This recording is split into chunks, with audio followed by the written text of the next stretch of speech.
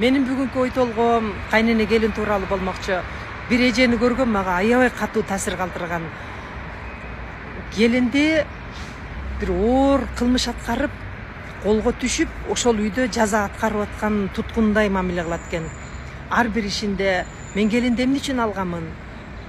Кылсын ушул иштерди деп болушунча оор жумуштарды берет. Анан таң калдым да, биз келинди эмне үчүн алабыз? Биз өзүбүз да келин болуп барганбыз бир учурда, бир үй бүлөгө. Келин бул ошол үйдүн тукумун улоочу адам, урпактарды улоочу адам. Балабызга төрөп берет, балабыз менен чогуу жашайт, балабызды бактылуу кылат. А бизге ысык чайын сунуп, апа деп, ата деп турса, мээримин берип турса, андан ашык эмне керек бизге?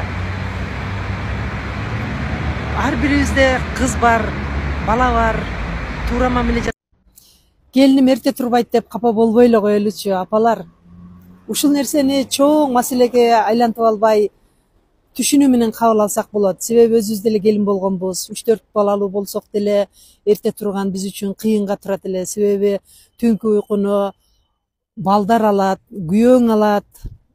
Улам бири ойгонот, бири ыйлайт, бири сиемдейт, бири курсагым ачты дейт, бири ачынып алат. Таң атканча үшүп калбасын, ичине суу кетип калбасын деп ойгонуп, балдарды карап, анын ортосунда күйөөсү турат, мага дагы көңүл бөл деп. Ошону менен келиндин уйкусу таң атканча бөлүнүп отуруп кандай калат? Эртең менен тура албай кыйналат, турса дагы күндүзү алсыз, күчсүз болуп шалдырайт.